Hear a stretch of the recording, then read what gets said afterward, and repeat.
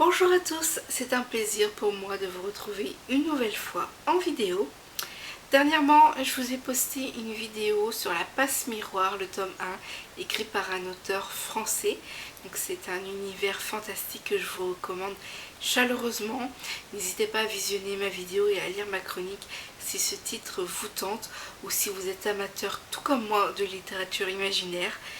Alors, si vous me suivez normalement de façon régulière, vous devriez savoir que j'adore la littérature imaginaire. C'est mon genre de prédilection. Aujourd'hui, je reviens vous parler d'un nouvel univers imaginaire que j'ai beaucoup aimé. Il s'agit de Zoanthrope, écrit par Mathias Rouage, qui est également un auteur français. J'ai beaucoup aimé comme ça l'illustration de la couverture, je la trouve sublime, elle a du caractère, elle est assez agressif avec des traits durs, mais en fait ça colle parfaitement à l'univers.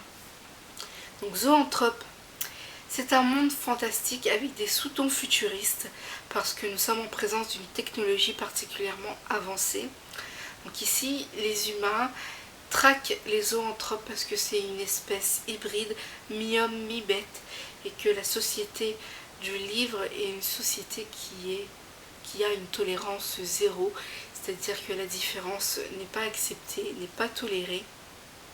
Du coup, elle traque les zoanthropes parce que quand on est humain, tout va bien, mais dès que ce n'est pas le cas, il n'y a qu'une sanction, la mort. Donc c'est un univers qui est très dur, qui a quand même des notes assez agressives, mais que je trouve particulièrement intéressant. J'ai beaucoup aimé suivre China, je ne sais pas si je prononce correctement, mais c'est l'héroïne principale. C'est une personne à laquelle je me suis beaucoup attachée, parce qu'en fait dans le récit il y a des messages très forts.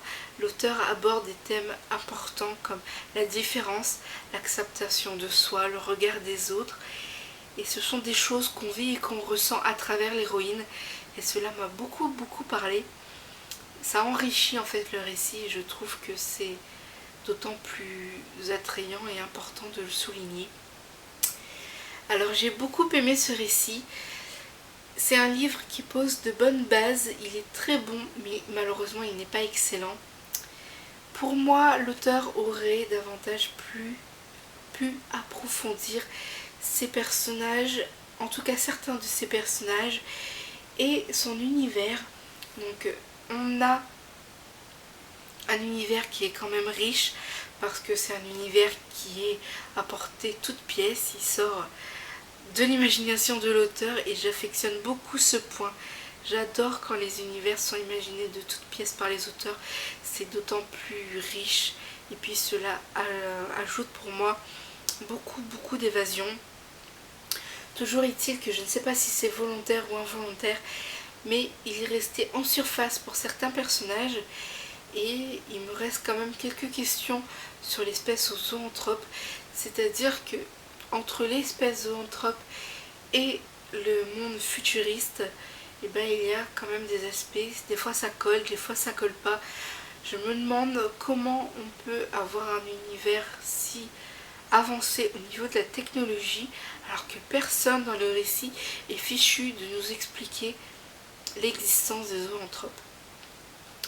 Alors, des fois ça m'a laissé perplexe et des fois j'ai trouvé que l'association des deux éléments collaient très bien ensemble, qu'ils allaient parfaitement ensemble.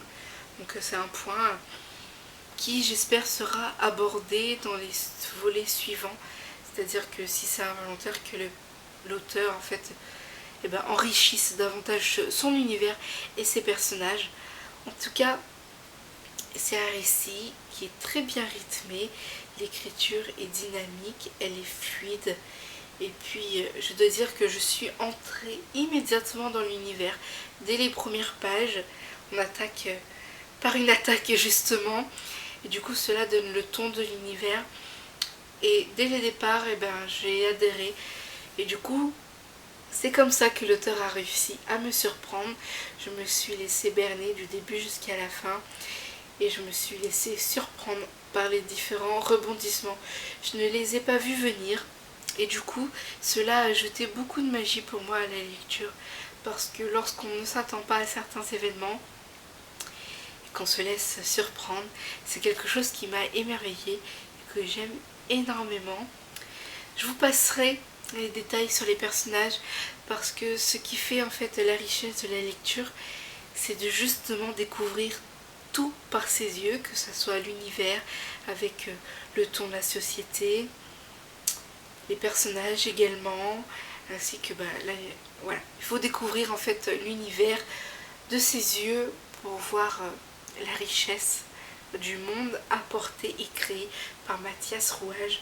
En tout cas, je peux vous dire que j'attends impatiemment la suite parce que entre toutes les actions, les descriptions et les rebondissements, je n'ai pas vu la fin arriver et c'est une fin frustrante. Alors je remercie chaleureusement Mathias pour cette fin parce que j'ai juste envie d'avoir la suite et malheureusement je ne l'ai pas entre les mains, donc je suis impatiente. D'un côté, les fins frustrantes comme ça c'est dérangeant, mais de l'autre côté cela donne un nouveau souffle et donne envie en fait de posséder la suite, donc j'aime beaucoup. L'auteur a de brillantes idées, il les a exploitées à merveille et rien que pour ça je lui tire mon chapeau parce que il a su me tenir en haleine et puis au final avec cette fin il a su rebondir, ne pas rester sur ses acquis et je suis impatiente de lire la suite. J'ai vraiment hâte, en particulier pour retrouver l'héroïne et puis pour retrouver en fait tout l'univers. En ce qui concerne China, elle a une très bonne évolution. J'ai vraiment hâte de savoir comment elle va réagir face à ce qui lui arrive à la fin du livre. Je suis impatiente. Zoanthrope gagne sa place à mes yeux dans la littérature imaginaire. Il est très bon et pour ça je vous le recommande si vous êtes friand de littérature imaginaire, des aventures un peu fantastiques, des univers fantastiques avec quand même des traces futuristes. C'est un récit qui devrait normalement vous plaire et auquel vous devriez adhérer, je pense. En tout cas, moi j'y adhère à 100%. J'ai vraiment hâte de voir ce que la suite va donner parce que c'est un tome qui pose de très bonnes bases et qui quand même promet de très belles choses pour la suite. Alors quand vous dépliez en fait le roman, vous avez l'illustration de la couverture, donc je peux pas vous la montrer sans casser ma tranche. Toujours est-il que dans mon article écrit, je vous ai glissé en fait l'illustration du tome 1 et elle est juste trop belle.